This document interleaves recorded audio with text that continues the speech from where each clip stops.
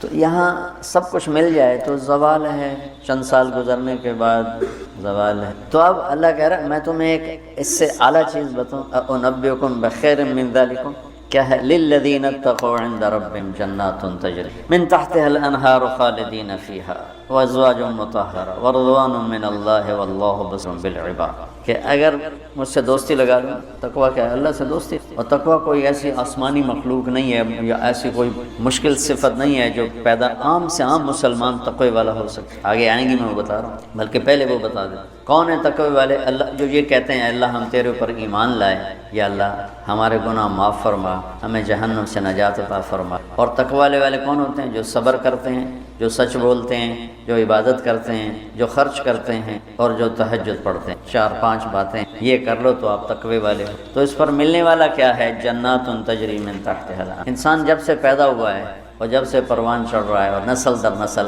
Ideal life کی تلاش۔ 18ویں صدی میں جب سائنس نے ایک دم آنکھیں کھولی اور انسان نے کائناتی علم دریافت، تو ایک شور اٹھا کہ اب خدا کوئی نہیں، اللہ کوئی نہیں، یہ سارا سسٹمیٹک سسٹم ہے، تو ہم نے مادی طاقتوں کا راستہ دیکھ لیا ہے، ہمیں کسی خدائی جنت کی ضرورت نہیں، ہم دنیا کو جنت بنا دیں۔ یہ 18ویں صدی میں بہت انکار، اللہ کے انکار کی بہت ہوا چلی۔ پھر انسانی علم خود یہاں تک پہنچا کہ نہیں، اللہ کے انکار کے بغیر کائنات کا کوئی نہ سر ہے نہ پیر ہے، نہ توجیہ ہو سکتی ہے، نہ کوئی اس کے کسی سوال کا جواب ہو سکتا ہے، لہذا ایک خالق ضرور ہے جس کائنات کو پیدا کیا۔ تو انسان، اچھا ایک بات پہلے میں جو میڈیکل سائنس، کہ انسان اپنے ذہن میں کبھی بھی ناممکن کی تمنا نہیں کر سکتا۔ آپ کو کسی ان پڑھ سے ان پڑھ، ایک چھوٹی سی مثال، کدی 2 تے 2 5 ہو جائیں، کسی کو یہ تمنا کرتے دیکھا ہے کدی 2 تے 2 5 ہو؟ ایک چھوٹی سی مثال، عام فیملی، اس کو پھیلا دو۔ انسان کا کمپیوٹر ناممکن کو نہ سوچتا ہے نہ تمنا، اندر وہ چیز جاتی نہیں، ناممکن کی تمنا۔ پھر یہ زندگی کیوں چاہتا ہے؟ یہ کیوں چاہتا ہے موت نہ آئے، موت نہ آئے، موت نہ آئے؟ یہ کیوں چاہتا ہے جبکہ ناممکن کی تمنا اندر نہیں پیدا ہوتی؟ یہ مستقل صحت کیوں مانگتا ہے، لمبی عمر کیوں مانگتا ہے، ہر وقت کی جوانی کیوں مانگتا ہے، ہر وقت کی خوشی کیوں مانگتا ہے، جبکہ یہ ساری چیزیں ناممکن ہیں۔ اس جہان میں ہر وقت کوئی خوش نہیں رہ سکتا، ہر وقت کوئی صحت مند نہیں رہ سکتا، مستقل کوئی زندہ نہیں رہ سکتا۔ پھر یہ ساری خواہشیں جو ابھرتی ہیں یہ بھی بتلاتی ہیں کہ کوئی جہان ایسا چھپا ہوا ہے جہاں زندگی ہے، موت نہیں، آئیڈیل لائف ہے اور کوئی دکھڑا نہیں۔ یہ خود نہیں، میں آپ کو سائنس کے لحاظ سے بات بتا رہا ہوں، اس کی ہمیں ضرورت کوئی نہیں، لیکن ابراہیم علیہ السلام نے کہا تھا وَلَٰكِن لِيَطْمَئِنَّ قَلْبِي، کہ دل کے اطمینان کے لیے یہ بھی ایک دلیل ہے عقلی اور سائنسی کہ انسان ناممکن نہیں سوچتا۔ تو پھر کیوں سوچتا ہے جوان رہوں، خوشیاں دیکھوں، غم نہ دیکھوں، موت نہ دیکھوں، عالی شان گھر ہو، عالی شان سواری ہو؟ یہ کیوں دیکھتا ہے کہ ایک جہان موجود ہے جہاں یہ عالی شان زندگی، وہ کہاں ہے؟ عند رب، وہ اللہ کے پاس۔ جنت کہاں ہے؟ 7ویں آسمان بیس ہے، 7واں آسمان، اور 7ویں آسمان سے بنتی ہے اور یوں اوپر جاتی، تو ایسا نہیں کہ وہ بلڈنگ اوپر جاتے جاتے جاتے عرش سے ملتی، وہ بیچ میں سپیسز ہیں، یہ ایک جنت ہے، پھر ایک یہ ہے، ایک یہ ہے، ایک یہ ہے، ایک یہ ہے۔ عرش کے ساتھ جا کر جو جنت مل گئی ہے کہ اللہ کا عرش اس جنت کی چھت بن گیا ہے، وہ ہے جنت الفردوس۔ ان الذین آمنوا وعملوا الصالحات کانت لهم جنات الفردوس اولئک هم الوارثون یرثون الفردوس۔ تو فردوس اعلیٰ جنت ہے۔ اللہ نے ساری جنتوں کو بنایا کن مطلب اللہ کو کن، اللہ کوئی بیٹھا کن نہیں آکھی جاندہ، یہ صرف ہمیں سمجھانے کے لیے، اللہ کو تو کن کہنے کی بھی ضرورت نہیں ہے، لیکن میرے نبی کا فرمان ہے باقی ساری جنت بنی میرے رب کے امر کے ساتھ، اور جنت الفردوس کو اللہ نے بنایا اپنے ہاتھوں۔ تو یہ دنیا اللہ نے جس دن بنائی ہے، جس دن، اس سے لے کر آج تک اس کو ایک دفعہ بھی محبت سے نہیں دی، اور جنت الفردوس کو جس دن بنایا ہے اس دن سے لے کر آج تک روزانہ دن میں 5 دفعہ رحمت کی نظر ڈالتا۔ اور جنت الفردوس کو ہاتھوں سے بنایا ہے تو کیا چیز بنی ہوگی؟ ہاتھوں سے بنایا ہے، وہ کیا چیز بنی ہوگی؟ جس دن بنایا تھا اس دن سے لے کر آج، اور آج سے جس دن اس میں جانا ہے، آنے والا زمانہ بھی موجود ہے، گزرا ہوا زمانہ کوئی 25 ارب سال ہے، 30 ارب سال ہے اس کائنات کو بنے ہوئے، تو اگر اسی عدد کو لے لیں تو میرے نبی کا فرمان ہے کہ اللہ جنت الفردوس کو روزانہ دن میں 5 دفعہ اس کا میک اپ کر، پہلے سے 5 دفعہ جس چیز کا میک اپ ہو وہ کیا چیز بنے؟ اچھا یہ تو دنیا ہے نا، چھوٹی چیز ہے، اس کا تو زیادہ میک اپ ہو نہیں۔ اس مسجد کا ہم میک اپ شروع کریں تو یہ چھوٹا سا حال ہے، سال 2 سال 3 سال میں ہم دنیا کے تارے توڑ کے لے آئیں، تو بھی چند سال کے بعد کوئی جگہ ہی نہیں ہوگی بھی اب کیا چیز رکھیں۔ میں اس پہ حیران ہوتا ہوں، ایک لڑکی دلہن بن رہی ہے تو وہ پارلر پہ اسے 1 گھنٹہ 2 3 4 5 6 7 8 لگا، اس کے بعد وہ کیا کریں گے؟ منہ ایڈا سارا، تو اب اس کے اوپر پورا ڈبہ تو نہیں ڈال دیں گے پاؤڈر کا، یا ساری سرخی اس کے منہ پہ مل دیں گے، تو وہ تو بھوتنی بن جائے گی بجائے دلہن۔ تو ایک لڑکی ہے، ایک لڑکا ہے، ایک گھر ہے، اس کی ڈیزائننگ ہے، اس کا میک اپ ہے، کسی کو چند گھنٹے لگیں گے، کسی کو چند سال لگیں گے، اور پھر ختم، کہ بس اس سے زیادہ نہیں ہو سکتا۔ جب بھی سوچتا ہوں میں گم ہو جاتا ہوں، حیرت میں گم ہو جاتا ہوں کہ اللہ نے جنت الفردوس ہر چیز تم نوجوان بیٹھو، حور ہی کہہ دیتا ہوں، جنت کی حور کو اللہ نے پیدا کیا امر کن، باقی جنت ہے، اور جنت الفردوس کی حور کو پیدا کیا اپنے ہاتھوں سے۔ تو کن اور حادثے کا کتنا فرق ہے۔ پھر جس دن پیدا کیا تھا اس دن سے لے کر آج کتنے سال ہو چکے ہیں؟ 30 ارب سال سے روزانہ پہلے سے 5 گنا زیادہ اللہ اسے خوبصورت کرتا ہے۔ کیا کرتا ہے؟ اور اس کے اندر میک اپ کو قبول کرنے کی کتنی کیپیسٹی ہے، کتنی طاقت ہے کہ وہ روزانہ پہلے سے 5 گنا زیادہ خوبصورت ہوئی جا رہی ہے۔ اس کی ایک چارپائی لے لو، ایک کرسی لے لو، ایک پتا لے لو، ایک تنکا لے لو، ایک مور لے لو، ایک کبوتر لے لو، ایک پانی کا دریا لے لو، شراب کا جام لے لو، سراہی لے لو، بستر لے لو، پردہ لے لو، پلنگ لے لو، گھوڑا لے لو، کوئی چیز جنت کی لے لو، ہرن لے لو، مور لے لو، کوئی چیز، ہر چیز کو اللہ پہلے سے 5 گنا زیادہ ہنسی۔ آج 5 دفعہ مکمل ہو گیا، کل آئے گا پھر 5 دفعہ پہلے سے زیادہ ہنسی۔ 30 ارب سال سے جس چیز کا میک اپ ہو رہا ہو، اور آئندہ زمانوں میں بھی اس کا ہونا ہی ہے، اور میک اپ کرنے والا بھی اللہ ہو، تو وہ کیا چیز بنی؟ کیا چیز؟ اور دنیا کو جنت بنا بھی لو تو موت کا کیا کرو؟ ایک آدمی نے بہت عالیشان بنایا اپنا گیٹ گھر، تو میں اس کے ساتھ جا رہا تھا تو مجھ سے کہنے لگا، مولانا صاحب اتنے ہی ویکھو، اسی طرح اتنے روپیے لا چھڑیں تسی ویندے ہی نہیں پے ہو، دیکھو میں نے کیا بنایا ہے۔ تو مجھ سے کہنے لگا، مولانا صاحب اتنا ویکھو تو میں کتنے پیسے لائیں تے کی بنا دیتا ہے۔ تو میرے بولنے سے نا پہلے خود ہی بول پیا، پر مصیبت ہے مر جامنا چھڑ جا، ساتھ ہی پر مصیبت ہے مر جامنا چھڑ جا۔ میں کہا بھائی ہوں دس، تو آپ ہی دس دیتا ہے، میں ویکھ کے کی کرنا، تو کیا علاج کر؟ نوشیروان کے پوتے خسرو پرویز نے محل بنایا 11,000 پلر پر، 11,000 ستونوں پر محل بنایا، اور 10 سال نہیں رہ سکا اس، اور وہ محل زیر و زبر ہو گیا۔ کیسر نے شکست دی اور محل کو آگ لگا۔ عبد الرحمن الناصر اموی بادشاہ نے اسپین میں محل بنایا، 4,316 پلر اور برج، اور 25 سال صرف اس میں رہا، جا کے اسی قبر میں گر گیا جس قبر میں غریب جا کے۔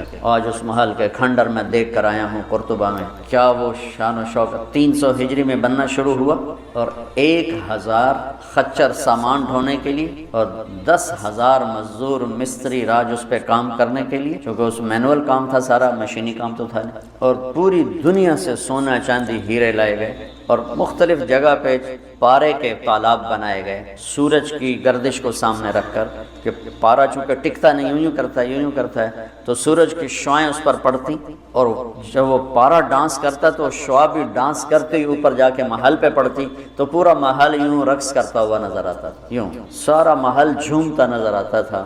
اتنا اس اللہ کے نیک بندے نے تباہ کیا پیسہ قوم کا، اور ٹوٹل 25 سال، اب 350 میں وہ مر گیا، اور اس کی سوانے میں لکھا ہے 50 سال میں نے حکومت کی اور ہر دشمن کو زیر کی، لیکن میں نے اپنی خوشی کے دن گنے 50 سال میں تو صرف 14 دن۔ اب اس کا کیا علاج ہے کہ آپ نے سب کچھ بنا لیا، موت کو بھگاؤ؟ جب موت ہے تو اللہ کہتا ہے یہ آئیڈیل ہوم نہیں بن سکتا، لہٰذا یا مجھ سے دوستی کر لے، تقوی اختیار کر لے، پھر تو دیکھ میں تیرے لیے جنت بنا کے بیٹھا ہوں۔ 7ویں آسمان سے چلتی ہے، اور پھر یہ درجات ہیں، 100 درجات تو صرف جنت الفردوس کے ہیں، اور باقی پتہ نہیں کیا چیز۔ اچھا 7ویں آسمان پہ یہ اس کی 7واں آسمان اس کی بیس ہے، اور پھر 7ویں آسمان سے باہر نکل گئی، جیسے ہم وہ لوہا ڈال کے اور آگے شیڈ بنا دیتے ہیں، نیچے کوئی ٹیک نہیں ہوتی لیکن لوہے کے سریے ڈال کے شیڈ بنا دیتے ہیں۔ جنت کو اللہ تعالیٰ نے 7ویں آسمان سے یوں باہر نکالا ہے،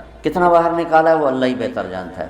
پھر اس کو اوپر اٹھایا ہے اور اپنے عرش کو اس کی چھت بنایا ہے. جنت الفردوس کے لیے اللہ کا عرش چھت ہے اس مسجد کی چھت کی طرح، اور باقی جنتوں کے لیے اللہ کا عرش چھت ہے آسمان کی طرح، آسمان کی. تو اس میں ایک تنکا لکڑی یا گھاس، وہاں کا تنکا بھی سونے چاندی سے بنا. یہاں کے درخت لکڑی کے، ایک کہنے لگا سونے چاندی سے پھل کیسے آئے گا؟ میں نے کہا لکڑ تو پھل کیوں نہیں آئے گا؟ یہ کوئی ہے عقل میں آنے والی بات کہ لکڑی سے پھل نکل ہے؟ لیکن چونکہ ہم ہر وقت دیکھتے رہتے ہیں تو وہ ہمارا ذہن اسے قبول کر چکا ہے. ورنہ کوئی عقل کی بات ہے کہ لکڑی میں سے آم نکل آتا ہے اور لکڑ میں سے انگور نکل آتا ہے، چھوٹی سی بیل میں سے اتنا بڑا تربوز نکل آتا ہے. یہ کیا چکر ہے؟ زمین پر پڑے پڑے پڑے پڑے پڑے اتنا ہو جاتا ہے. وہ کہتے ہیں کوئی فلسفی جا رہا تھا تو اس نے دیکھا اتنا بڑا تربوز زمین پہ پڑا ہوا اور آم لگے ہوئے درخت پر، تو کہنے لگا ایک ہی، چھوٹے چھوٹے اتلا دیتے ہیں بڑے نو ہیٹھاں پاتا ہے.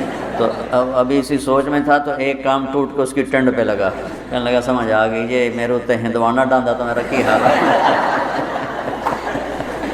ہے، میرے اوپر یہ تربوز گرتا تو میرا کیا حال ہوتا، مجھے سمجھ میں آ گیا.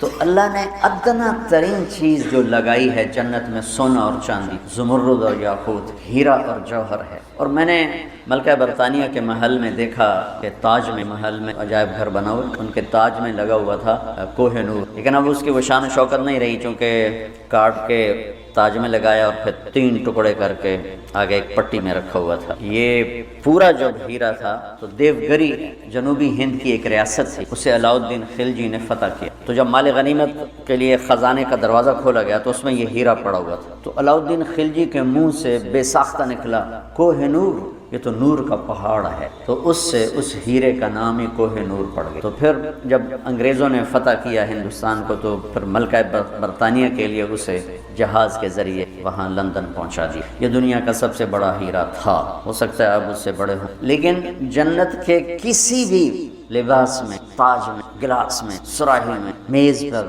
کرسی پر، بستر پر، مسیری پر، پلنگ پر، دروازے پر، کھڑکی پر جو موتی ہیرے جڑے ہوئے ہوں گے، اس میں سب سے چھوٹا موتی یا ہیرا یا نورد یا پکھراج، جو بھی تم نام لے لو، جو آج دنیا میں قیمتی پتھر پائے جاتے ہیں، اس کو لا کر یہاں ٹیبل پر رکھ دو. وہ اتنا سارا ہو تو میرے رب کی قسم یہاں سے آسمان تک روشنی پھیل جائے اور خوشبو پھیل جائے. تو اللہ تعالیٰ کہہ رہا ہے تم مجھ سے صلح تو کرو، مجھ سے یاری لگاؤ، تو میں نے آئیڈیل ہوم تمہارے لیے بنایا ہوا ہے. ایک نوجوان کہنے لگا اللہ حوروں کا لالچ کیوں دیتا ہے؟ میں نے کہا زنا سے روک، کیونکہ لوگ شادی کر کے بھی زنا نہیں چھوڑتے، اور اللہ معاشرے کو پاک دامن دیکھنا ہے. اس معاشرے میں زنا پھیل جاتا ہے وہ معاشرہ برباد ہو جائے. تو اللہ چاہتا ہے کہ ہر مرد عورت پاک دامن سے نکاح کا راستہ رکھے. اور پھر مرد کی شہوت کو روکنے کے لیے وعدہ کیا تو یہاں صبر کر، حلال کام کر، تو آجا میرے پاس، میں نے تیری اس خواہش کا سامان تیار کر رکھا ہوا کہ یہاں کا مادہ مٹی ہے، وہاں کا مادہ مشک و عنبر ہے، وہاں کی گھاس زعفران ہے، یہاں زعفران اتنا سا ملتا ہے اور لاکھوں روپے کا کلو، اور وہاں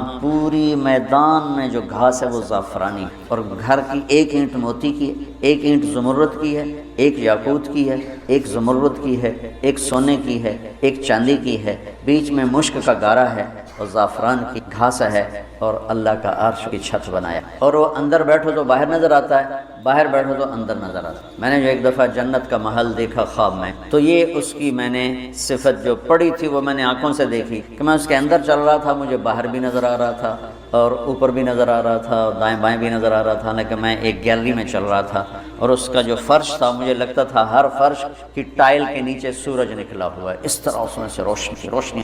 میں حور کو بیان کرتا ہوں جو ابن القیم نے لکھا ہے، لیکن جو میں نے دیکھی ہے وہ میں بیان نہیں کر سکتا. میں اب بھی دیکھ رہا ہوں. میرے رب کی قسم میں کیسے بتاؤں کہ وہ کیا حسن، کیسے بتاؤں. یقین مانو میں کتنا جنت کو بولتا ہوں اور میں جنت کے حوروں کو بولتا ہوں جو لکھا ہوا ہے، لیکن جو اللہ نے مجھے دکھایا وہ میرے پاس نہ لفظ ہے. اس کی مسکراہٹ اگر وہ دنیا میں ہوتی تو میں تو ویسے مری فوت ہی ہو جاتا. اس لیے میرے نبی کا فرمان ہے لولا ان اللہ قضا لأہل الجنت الا يموت لمات من حسنها وجمالها. اللہ نے جنت کی لڑکی کو ایسا حسن و جمال دیا ہے، اگر موت مرنا گئی ہوتی تو اس کو دیکھ کے آنکھیں برداشت نہ کرتی، کلیجے پھٹ جاتے، مر جاتے. تو یہاں کی عورتوں کے لیے بھی بشارت ہے کہ ایمان والی نیک صالح پاک دامن عورت جنت کی اس حور سے 70,000 گنا زیادہ خوب. 70,000 گنا کا مطلب ہوتا ہے لا محدود. ایک دفعہ حضرت ام سلمہ نے پوچھا یا رسول اللہ نساء الدنیا افضل ام نساء دنیا کی عورتیں افضل ہیں یا جنت کی؟ آپ نے فرمایا بل نساء الدنیا. ام سلمہ دنیا کی عورت؟ تو نے کہا یا رسول اللہ وہ کیسے؟ یعنی ہم تو مٹی سے بنی ہیں اور گندگیوں میں بھری ہیں اور وہ تو مشک عنبر زعفران کافور سے بنی ہیں، پاک پاکیزہ ہیں. تو آپ نے فرمایا ام سلمہ بالصلاۃ وصیامہن وعبادتہن للہ عز. ام سلمہ یہ ان دنیا کی عورت نماز پڑھتی، روزہ رکھتی ہے، اللہ کی بندگی کرتی ہے، اس وجہ سے اللہ البس اللہ وجوہ النور، اللہ ان کے چہروں پہ اپنا نور ڈالے. واجسادہن الحریر، اور ان کے جسم کو ریشمی لباس سے سجائے گا. امشاطہن الذہب، اور ان کی کنگھیاں سونے کی بنائے گا. ومجامرہن الالوف، یہ میں نہیں دکھاتا یہ جو عود ہے الوف، یہ پڑھن ایسا میں بیچارہ ماٹھا عود ہے، وہ تو جنت کا عود ہوگا. مجامر کوئی دینا کوئی چیز پکڑنا ٹیشو پیپر دے، اس کو کہتے ہیں مجمار. مجمار کا اردو میں لفظ دھونی دینے کی چیز، اس میں مجامر جمع ہے مجمار، کہ اس طرح ان کے سامنے ہوں گے اور اس میں عود جل رہا ہوگا اور اس کی پھیل رہی. یہ دنیا کی عود ہے، ساری مسجد میں خوشبو آتی کہ نہیں آتی؟ ماٹھی سی چیز، وہ کیا خوشبو، ایک بہت بڑی یعنی فریش کرنے والی ایک نعمت اللہ نے بنا. دماغ کی غذا ہے خوشبو، آنکھوں کی غذا ہے سبزہ اور دماغ کی غذا ہے. اللہ تعالیٰ نے اس کو خوشبوؤں سے بھر دیا. عرفہا لہم کا ایک ترجمہ ہے کہ جنت کو اللہ تعالیٰ ان کے لیے خوشبودار بنا رہا ہے. عرف خوشبودار بنانا.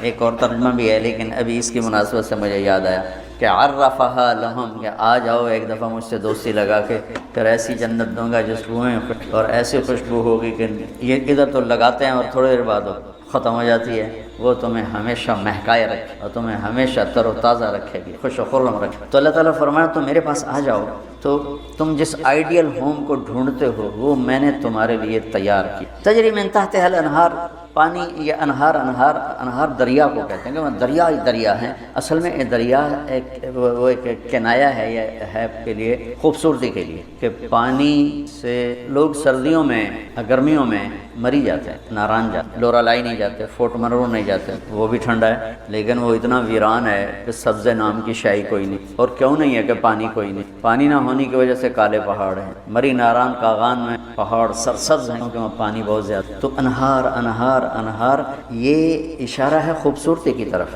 اور انہار دریا سے حدیث ایک یاد آ گئی، وصف الجنہ فی وصف الجنہ، یہ ایک مسقطی عالم کی لکھی ہوئی کتاب تھی، مجھے اچانک یاد آ گئی کہ وہ دریا میں ان کے بحری جہاز چلیں گے.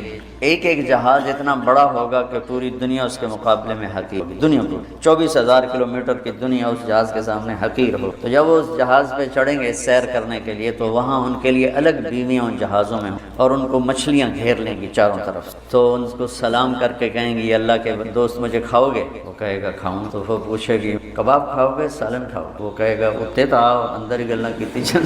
تو پھر وہ چھلانگ لگا کے اوپر آ جائے. تو موت تو ہے نہیں، تو وہ کہے گا کباب کھلاؤ. تو وہ یوں کرے گا تو ایک کندھے سے کباب نکل کے کہے گا سالن دے. یوں کر. میں یہ بنگلہ دیش میں اس بیان کرتا ہوں بہت مگر بنگالی بڑے خوش، ان کی غذا مچھلی ہے. ایک دفعہ پہلوانوں کو اکٹھا کیا، زندگی میں پہلی دفعہ میں نے پہلوان اور پہلی دفعہ ان سے میں نے بات کرنی. میں پریشان، یا اللہ میں ان سے کیا بات کروں، سارے اڈی اڈی کنی، اڈے اڈے سر تک کان کسی دا این کسی دا این کسی دا این. تو انج کر کے پے ہوئے، یا اللہ میں انہاں بلائی نو کی گل کراں، انہاں دی کھوپڑیاں کتوں گل جاؤں. کبھی زندگی میں پہلوانوں سے بات نہیں کی. تو بڑا پریشان.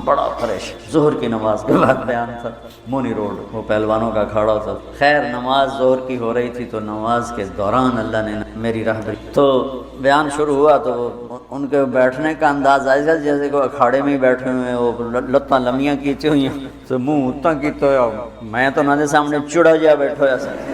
تو میں نے ان سے کہا دیکھو بھائی، یہاں سے میں نے بات شروع، اصل دنیا ہے اور جنت میں جانے کا سب سے زیادہ مزہ پہلوانوں. وہ سارے ذرا این ہو گئے، پہلے این ہو گئے. پہلوانوں کو بڑا مزہ آئے گا جنت، اس لیے کہ جنت کا پہلا کھیل جو اللہ ہمیں دینے والا ہے، پہلی انٹرٹینمنٹ جو جنت کی سب سے پہلے، وہ مچھلی اور بیل کی کشتی. ہمیں تو کشتی آتی تو ہمیں تو نہیں پتہ لگے گا بھائی مچھلی نے کیا داؤ لگایا، بیل نے کیا داؤ لگایا. تم سارے پہلوان، تمہیں پتہ ہے داؤ کیا ہوتا ہے. جب بیل داؤ لگائے گا تو اسی اس لیے نعرے مارو گے، جب مچھلی داؤ لگائے گی پھر تم نعرے مارو گے، اور تمہیں وہ مچھلی اور بیل کی کشتی دیکھنے کا جو مزہ آئے گا وہ ہمیں تو آئے گا. یہاں سے بات چلی، وہ تھوڑے تھوڑے ان کی آنکھیں کھلی.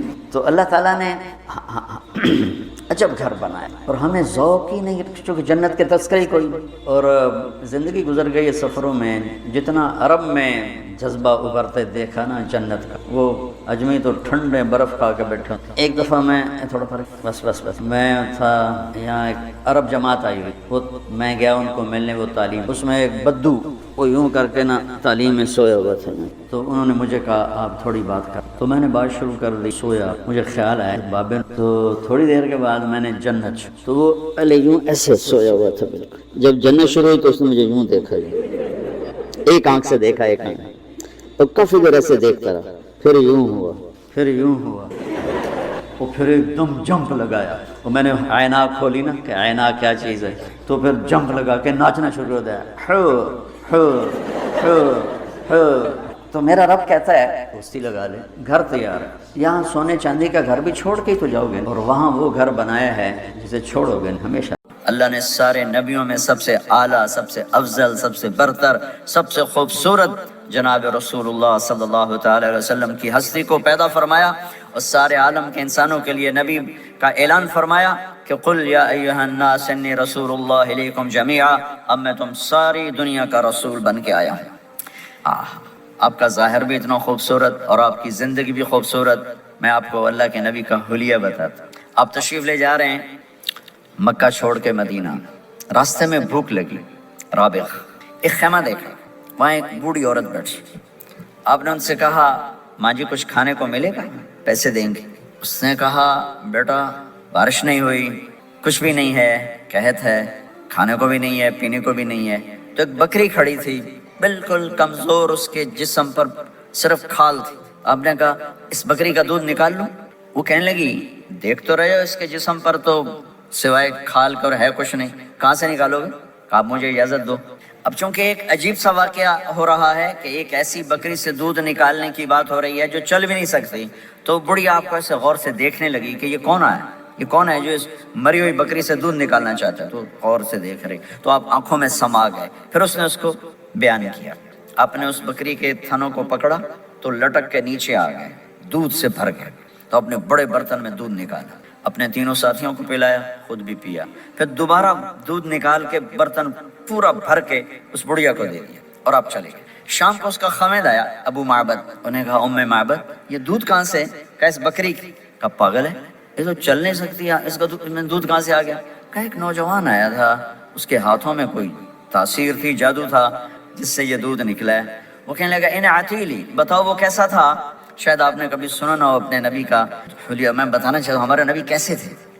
رأيت رجلا ظاهر الوضاء أبلج الوجه حسن الخلق لم تعبه ثجلة ولم تجرب به سعلة وصيم قصيم في عينيه دعج في أشفاره وطف في صوته سحل في لحيته كثافة في عنقه ستع أكحل أحور أزج أقرن إن صمت فعليه الوقار وإن تكلم فسماه وعلاه البهاء أجمله وأبهاه من بعيد وأحسنه وأحلاه من قريب كأن منطقه خرزات نذب يتحذرن فصل لا هزر ولا نزر سبحان لم تقتحم عين من قصر ولا تشنه من طول ربعة أنذر الثلاثة غصن بين غصنين.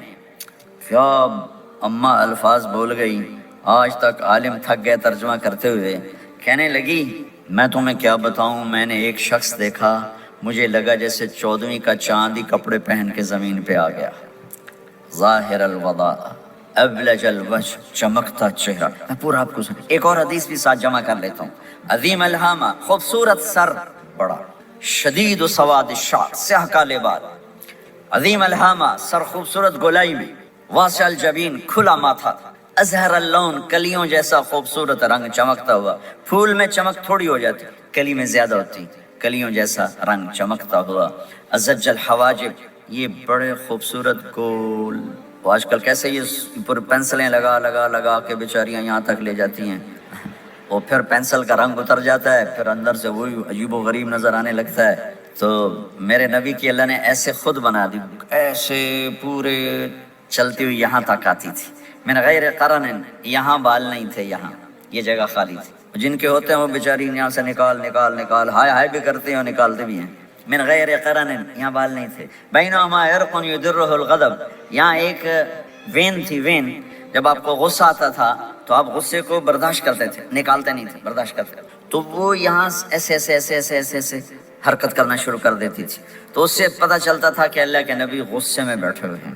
فی عینیہ داج، آنکھ بڑی خوبصورت، موٹی، سیاہ، اشکل، لمبی، اہدب، یہ بال بڑے لمبے، اکحل، بغیر سرمے کے سرمہ لگا ہوا، انجل، ابرج، اہدب، احوج، ادعج، اکحل، یہ سب نام میرے نبی کی آنکھوں کے ہیں کہ اللہ نے ایسی خوبصورت آنکھ کائنات میں اور کسی کو نہیں تھی، حسین آنکھ تھی، اس میں باریک سرخ دھاریاں تھیں، اور سیاہی سیاہ تھی، سفیدی سفید تھی، جب آپ آنکھ اٹھا کے کسی کو دیکھتے تھے کوئی آپ کی آنکھوں میں آنکھیں نہیں ڈال سکتا، سب ایسے ہو جاتے تھے، اس لیے میرے نبی یوں نہیں دیکھتے تھے، لوگ ایسے دیکھتے تھے، جل نظرہ الملاحظہ، ایسے جب کبھی آنکھ اٹھتی تھی پھر سب آپ کے سامنے یوں ہو جاتے تھے، کوئی آپ کے چہرے پہ نظر نہیں ڈال سکتا تھا۔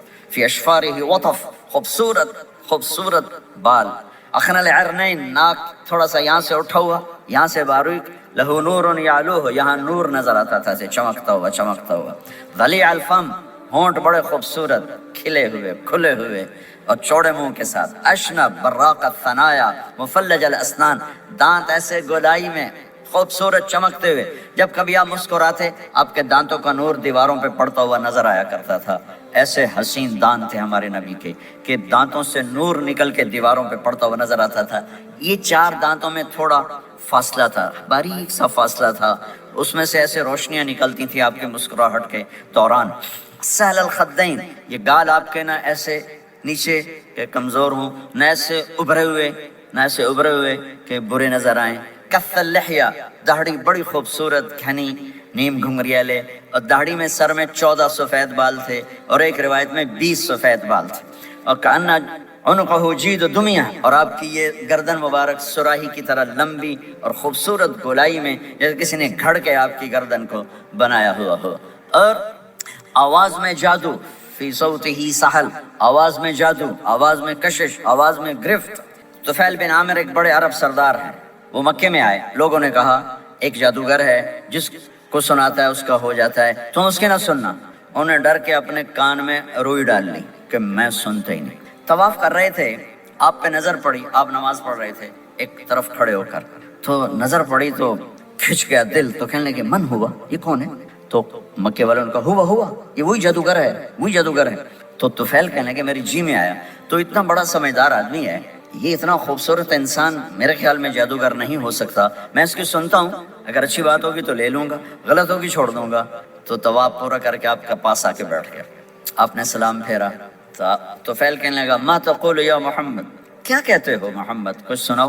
تو آپ نے چند جملے بولے، ان الحمد للہ احمده واستعینه واؤمن به واتوکل علیہ من یهده اللہ فلا مضل له ومن یضلله فلا ہادی له۔ تو وہ تڑپ گئے، میرے آپ کے لیے کوئی کشش نہیں ان کلمات میں ترجمہ بھی کر دوں تو کوئی کشش نہیں، لیکن وہ عرب سمجھنے والے، وہ کہنے لگا اعد فقط بلغنا قاموس البحر، ارے ذرا دوبارہ سنانا، تیرے ایک جملے نے 7 سمندر کا پانی پی لیا ہے۔ تو آپ نے دوبارہ سنایا، ان الحمد للہ احمده واستعینه واؤمن به واتوکل علیہ من یهده اللہ فلا مضل له ومن یضلل فلا ہادی له۔ تو کہنے لگا مجھے کلمہ پڑھا دے، آواز میں ایک کشش تھی، جو سنتا تھا وہ کھچ جاتا تھا، خوبصورت آواز، بعید ما بین المنکبین، چوڑی چھاتی، کھلی چھاتی، عریض الصدر، چوڑا سینہ، سواء البطن والصدر، سینہ اور پیٹ برابر۔ میں معذرت سے کہتا ہوں، کتنے خواتین بھی مرد بھی، آپ سجے پاسے پیٹ کھبے پاسے، آپ کھبے پاسے پیٹ کھبے پاسے، آپ سجے پاسے، دیکھتے ہیں وہ ادھر ہو تو پیٹ ادھر ہو جاتا ہے، ادھر ہو تو پیٹ ادھر ہو جاتا ہے، جو ہنستے میں پیٹ ہے کرتا ہے زبان سے نہیں، وہ پیٹ سے ہنستے گڑ گڑ گڑ گڑ گڑ گڑ گڑ. تو میرے اللہ کو انتہائی ناپسند ہے، موٹا چاہے عورت ہو چاہے مرد ہو، اور مولوی موٹا تو سب سے برا لگتا ہے. بھائی احتیاط سے کھاؤ، اللہ تعالیٰ نے کھانے کے لیے نہیں پیدا کیا ہے، اللہ نے کسی کام کے لیے پیدا کیا ہے. تو کھانے پینے کا وقت اللہ نے آگے رکھ دیا ہے، خوب ڈٹ کے کھا لینا، حلال بھی کھاؤ احتیاط سے بھی کھاؤ. کلو واشربوا ولا تسرفوا. اور اللہ تعالیٰ نے کھانے کا والتین والزیتون وطور سینین وهذا البلد الامین، اللہ نے اعلیٰ ترین غذا کی قسم اٹھائی اور اس میں ذائقہ نہیں دیکھا. نہ انجیر کا ذائقہ ہوتا ہے اتنا اچھا، اور زیتون تو ویسے ہی کڑوا ہوتا ہے. تو یہ اللہ تعالیٰ سموسے پکوڑے کی قسم بھی کھا سکتا تھا، مجھے سموسے کی قسم، مجھے پکوڑے کی قسم. تو اللہ نے ہمیں کھانے کا سلیقہ بتایا، طریقہ بتایا کہ اپنے یہ بوفے نہ کرو. بوفے 50 چیزیں پلیٹ میں ڈال لی ہیں اور پھر لگے ہیں جانوروں کی طرح کھاتے ہی جا رہے ہیں، کھاتے ہی جا رہے ہیں، کھاتے ہی جا رہے ہیں. میرے نبی ایک وقت میں 1 سالن کھاتے تھے، 1 2 کبھی نہیں کھائے، 1.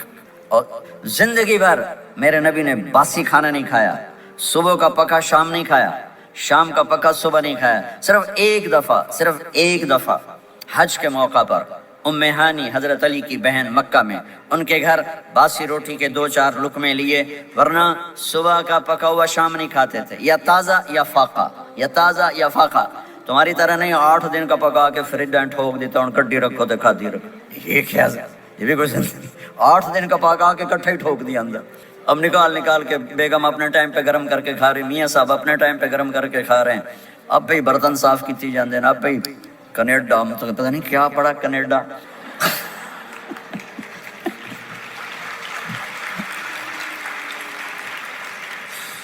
میں انگلینڈ گیا تو میرے بڑے اچھے دوست ہیں، وہ کہنے کہ مولانا میں نئی گاڑی لایا ہوں، آپ کو اس میں بٹھانا ہے.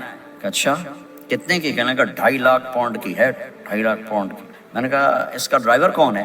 کہا جی ڈرائیور تو ہم خود ہی ہوتے ہیں. میں نے کہا پھر ہماری سوزوکی اچھی ہے جس پر ڈرائیور رکھا ہوتا ہے، صاف بھی کرتا ہے بٹھاتا بھی ہے. تم اچھے 2.5 لاکھ پاؤنڈ کی گاڑی لی ہے، ٹائر بھی خود دھو رہے ہو اور اس کے میٹ بھی خود صاف کر رہے ہو نکال کے. ابھی بیگم نے برتن بھی تم سے صاف کروانے ہیں، وہ الگ سے کام ہے. میرے نبی سوا البطن والصدر، میرے نبی کا سینہ اور پیٹ برابر تھا، سب القص، بالکل ایسے سیدھا تھا بالکل. اور کبھی زندگی بھر پیٹ بھر کے کھانا نہیں کھایا. صبح کھایا شام نہیں کھایا، شام کھایا صبح نہیں کھایا، جان بوجھ کے. اور جب کھایا تو چند لقمے. دقیق المسربہ، یہاں بالوں کا تار تھا جو ناف پہ آ کے ختم ہوتا تھا، باقی سارا جسم انور المتجرد، چمکتا ہوا جسم تھا، چمکتا ہوا. راہ بر راہ، یہ ہتھیلی کشادہ، شسن الکفین والقدمین، یہ جگہ اور پاؤں کی یہ جگہ، اس پر گوشت خوبصورت مسیح القدمین. اس طرح تھا کہ یہ رگیں نظر نہیں آتی تھی، اور جو حصہ آپ کا کپڑوں سے باہر نظر آتا وہ نور چمکتا نظر آتا تھا. اور اذا زال قلعا، آپ پورا قدم یہ ایسے نہیں چلتے بلکہ آپ پورا ایسے قدم اٹھاتے تھے پورا. اور یقارب الخطا، قدم چھوٹا چال میں تیزی، ایسے لمبے قدم نہیں اٹھاتے تھے، چھوٹا قدم لیکن اس میں تیزی بہت. یمشی تکفین، ذرا کندھے جھکا کے چلتے تھے، اکڑ کے زندگی بھر نہیں چلے، ہمیشہ یوں چلتے تھے. تھوڑی گردن بھی جھکی ہوئی، تھوڑے کندھے بھی جھکے ہوئے، اور عاجزی، اور ہمیشہ سلام میں پہل فرماتے تھے. جس کو بھی ملتے تھے سلام میں پہل ہوتی تھی. اور اتنے عالی اخلاق تھے، کبھی کسی کو یوں کر کے نہیں بلایا، ہمیشہ یوں کر کے اشارہ کر کے، پورے ہاتھ کا اشارہ کر کے بلایا. اور جب کبھی آپ کو دائیں بائیں سے کوئی بلاتا یا رسول اللہ، تو آپ یوں نہیں کرتے تھے. میں یوں کھڑا ہوں، مجھے فوزان کہتا ہے مولانا صاحب تو میں اتنا ہی کروں گا. جی فرمائیے کیا کہنا ہے. کوئی ادھر سے ہوگا تو میں کہوں گا ہاں جی بولو کیا کہنا ہے. پر اپنے نبی کے اخلاق دیکھو. یہاں سے کسی نے آپ کو بولا یا رسول اللہ، تو آپ یوں نہیں کرتے تھے، آپ یوں کرتے تھے. جی فرمائیے. پورا اس کو سینہ دیتے تھے. کوئی ادھر سے بولا تھا یا رسول اللہ، تو آپ یوں نہیں کرتے تھے، آپ پورا ایسے مڑتے تھے، پھر کہتے تھے جی فرمائیے. پورا سینہ دیتے تھے اس کو. اور پھر کوئی کہتا آپ سے بات کریں تو آپ یوں ہو جاتے، آپ سے بات کرنی آپ یوں ہو جاتے. جب تک وہ بات ختم نہیں کرتا تھا آپ اس کی سنتے رہتے تھے. اور جب کسی کی بات سنتے تھے تو بالکل اس کو چہرہ دیتے تھے. یہ موبائل نے ہمارے اخلاق برباد کر دیا. بچہ ماں سے بات کرتا ہے وہ بیٹھی موبائل دے، ہاں بولو کیا کہتے ہو، سن رہی ہوں، بولو سن رہی ہوں. آنکھیں ادھر ہوتی ہیں اور کان ادھر ہوتے ہیں. یہ جس سے بھی آپ ایسا کرو گے آپ نے اس کے دل کو تباہ کر کے رکھ دیا.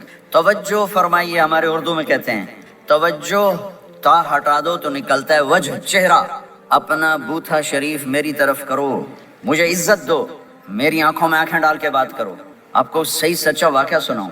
ہمارے فیصل آباد میں ایک खातून स्कूल टीचर थी, तो वो पेपर चेक कर रही थी तो रोने लगी मार्किंग करते हुए।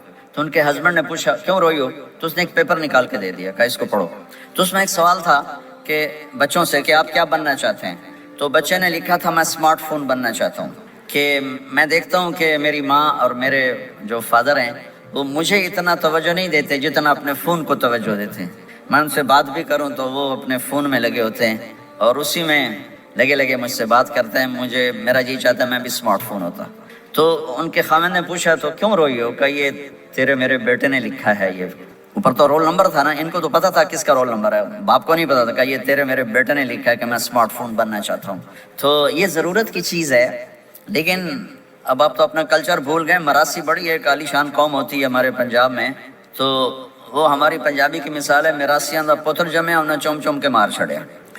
तो ये स्मार्टफोन ने तुम्हें टॉयलेट में भी फ़र्क नहीं रखा, टॉयलेट में भी सौदे कर रहे होते हैं बैठे हुए। तो हर चीज़ की एक तरतीब है। मेरे नबी जब किसी की सुनते थे तो पूरी तरह मुतवज्जे होते थे, छोटे को भी इज्जत देते थे, बड़े को भी इज्जत देते थे। तो मेरे और अल्लाह के दरमियान जनाब रसूलुल्लाह सल्लल्लाहु तआला अलैहि वसल्लम की हस्ती, ये वास्ता हैं, ये राबिता हैं कि मुझे अपनी ज़िंदगी में ढलना है उस महबूब के तरीके में जिससे मेरे अल्लाह ने पसंद किया। फला व रब्बिक, ये कुरान की पहली कसम है। वल असर, ये कुरान की आखिरी कसम है। फला व रब्बिक ला युमिनून हत्ता युहक्किमूक फीमा शजर बैनहुम थुम्मा ला यजिदू फी अनफुसिहिम हरजन मिम्मा क़दैत व युसल्लिमू तस्लीमा। मुझे कसम है मेरे महबूब आपके रब की।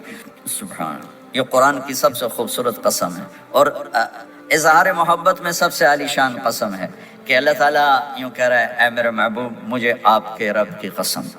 खुद ही कसम उठाता है और अंदाज ऐसा है जैसे कसम उठाने वाला कोई और है और रब मोहम्मद कोई और है। ये इजहार मोहब्बत की आखिरी आखिरी आखिरी शक्ल होती है कि कसम उठाने वाला अपने आप को दो बना दे। मुझे आपके रब की कसम। कनाडा वालों को बता दें, जब तक आपके तरीक़ों पर नहीं आएंगे मैं इन्हें कबूल नहीं करूँगा। अल्लाह के नबी को राज़ी करना, उनके खुशी को हासिल करना।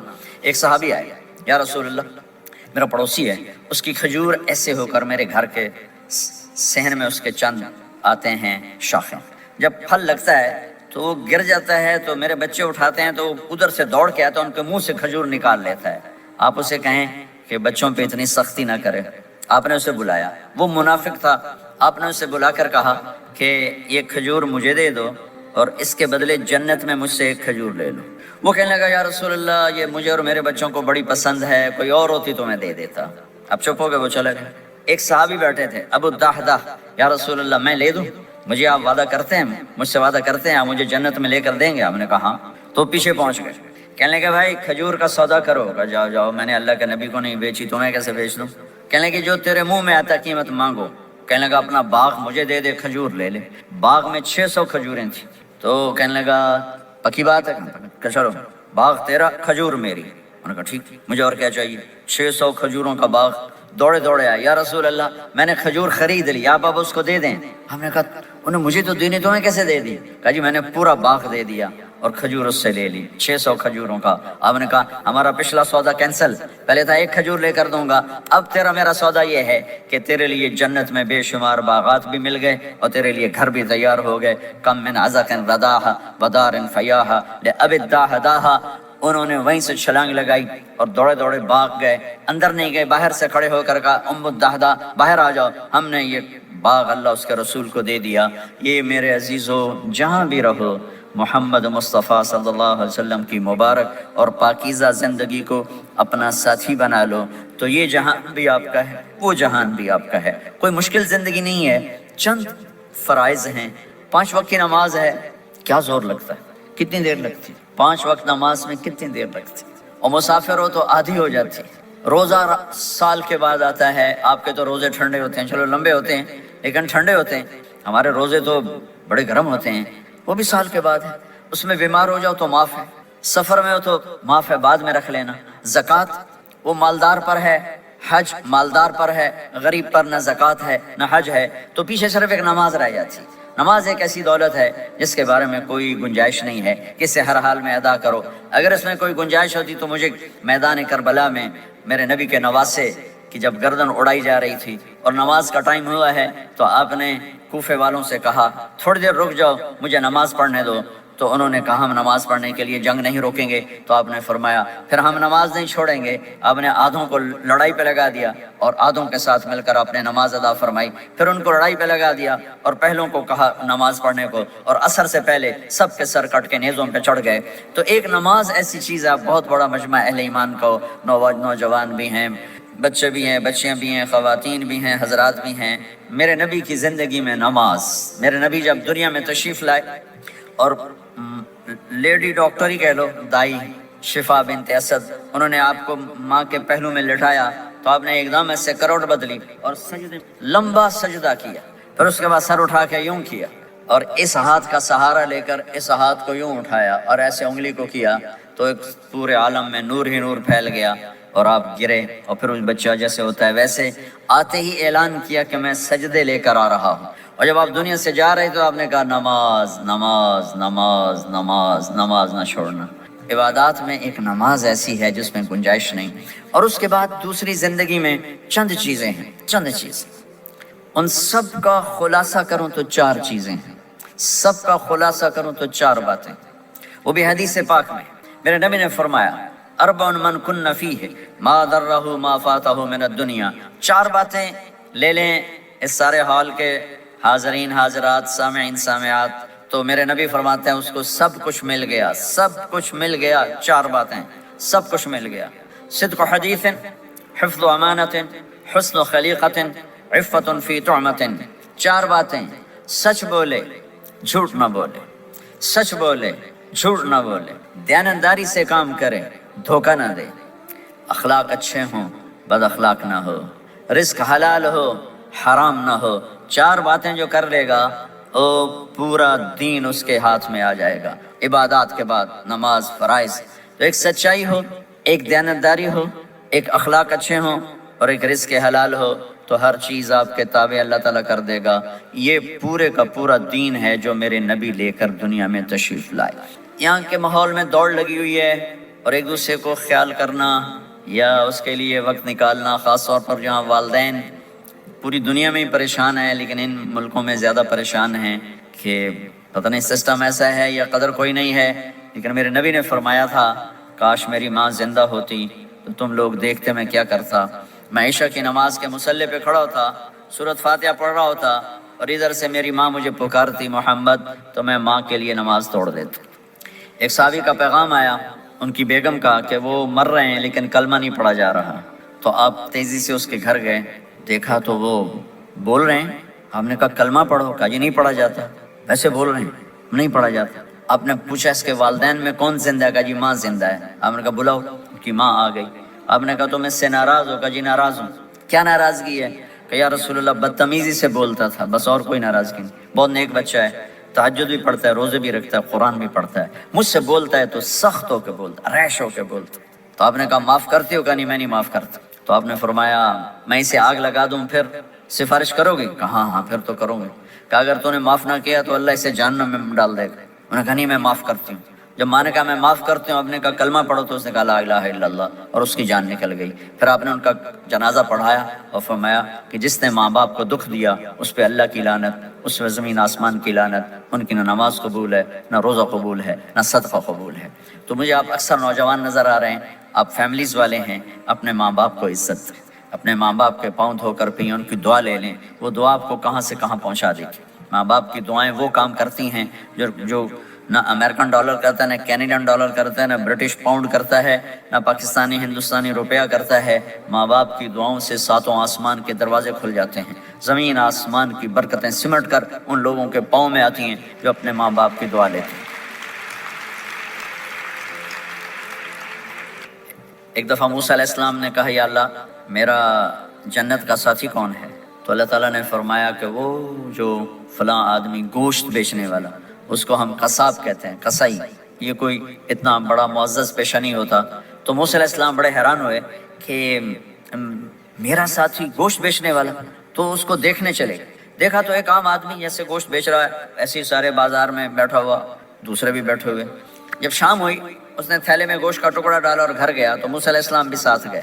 تو اس نے جا کر گوشت کو کاٹ کے ہانڈی میں چڑھایا، آٹا گوندنے لگا، آٹے کو رکھ دیا، پھر سالن تیار کیا، پھر روٹی تیار کی۔ ایک عورت بوڑھی یوں کر کے چارپائی پہ لیٹی ہوئی تھی، اس کو ہلایا جلایا، ماں جی اٹھ کے بیٹھ گئی، تو اس کو ہاتھ کا سہارا دے کے کھانا کھلایا، اپنے ہاتھوں سے کھلایا، کھلاتا رہا۔ جب اس نے کہا بس تو اس نے اس کا منہ صاف کیا، کلی کرائی۔ جب وہ لیٹنے لگی تو کچھ بولی، تو موسیٰ علیہ السلام دور کھڑے تھے، سمجھے نہیں کہ یہ کیا بول رہی۔ تو موسیٰ علیہ السلام نے پوچھا یہ کیا کہہ رہی تھی؟ وہ کہنے لگا حضور کیا بتاؤں کیا کہہ رہی تھی، جب بھی اس کی خدمت کرتا ہوں تو یہ مجھے دعا دیتی ہے کہ اللہ تجھے جنت میں موسیٰ کا ساتھی بنائے، تو میں تو غریب کسائی ہوں، موسیٰ تو بہت بڑا نبی ہے۔ تو موسیٰ علیہ السلام نے فرمایا تیری ماں نے تیرا کام کر دیا ہے، تیری ماں نے تیرا کام کر دیا ہے۔ میرے عزیزو، ممکن ہے ماں باپ کی خدمت کرنا، دعا لینا تمہیں یہاں مشکل نظر آئے، لیکن اللہ کی قسم اسی میں آپ کی دنیا چھپی ہوئی ہے، اسی میں آپ کی آخرت چھپی ہوئی ہے۔ اپنے ماں باپ کی دعا لو، اپنے ماں باپ کی دعا لو، اپنے ماں باپ کی دعا لو۔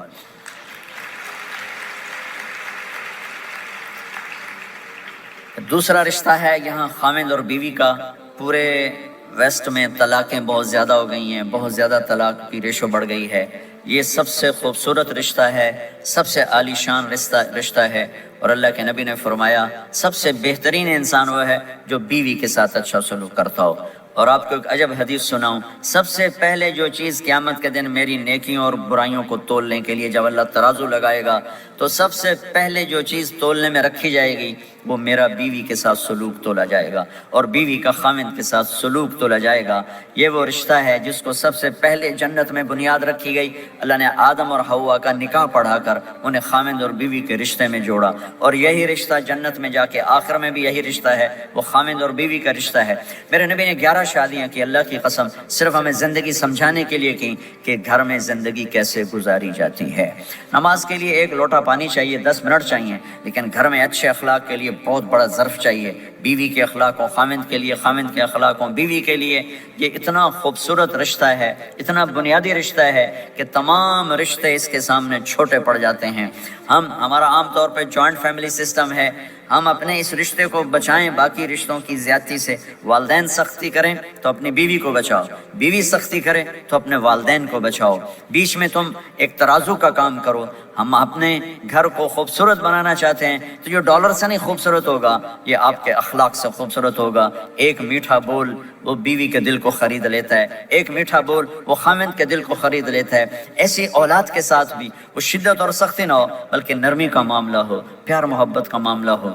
میرے نبی نے حسن حسین کے ساتھ 7 سال گزارے، آپ نے ایک نصیحت نہیں کی، ان کے ساتھ کھیلتے تھے، ان کو ٹائم دیتے تھے، اس طرح صفات منتقل ہوتی چلی گئیں۔ یہ چند چیزیں ہیں، ان کو کرتے کرتے دنیا سے چلے گئے تو دنیا بھی آپ کی ہے اور آخرت بھی آپ کی ہے۔ اور میں اپنی بات ختم کرنے سے پہلے اگر کسی سے لڑے ہوئے ہو تو صلح کر لینا اٹھ کے، اگر کسی سے بات چیت بند ہے تو صلح کر لینا۔